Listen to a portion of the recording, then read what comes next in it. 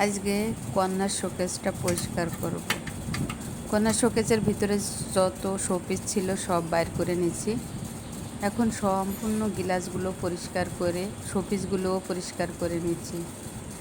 একে একে সব শোপিসগুলো পরিষ্কার করে শুকিয়ে এই তো জায়গার জিনিস আবার জায়গায় গুছিয়ে রাখছি। এলোমেলো করতে সামান্য সময় লাগে আর গুছিয়ে রাখতে অনেকটাই সময় লেগে যায়। যাই হোক, আমরা মেয়েরা আল্লাহ তো আমাদের ধৈর্য দিছেই। কষ্ট হলেও পরিষ্কার পরিচ্ছন্ন থাকতে কার না ভালো লাগে? আমার তো অনেক ভালো লাগে। সামান্য হয়তো কষ্ট হয়, কিন্তু দিন শেষে যখন সব গুছানো জিনিস তাকিয়ে দেখি মনের ভিতরে অনেক ভালো লাগে। গুছানো প্রায় অলমোস্ট ডান। গুছানোর পরে এই হচ্ছে আমার কন্যার শোকেসের ফাইনাল লুক। আপনাদের কেমন লাগছে কমেন্ট করে জানাবেন আমার কন্যার শোকেসটা। সবাই ভালো থাকবেন। আল্লাহ হাফেজ। আসসালামু আলাইকুম।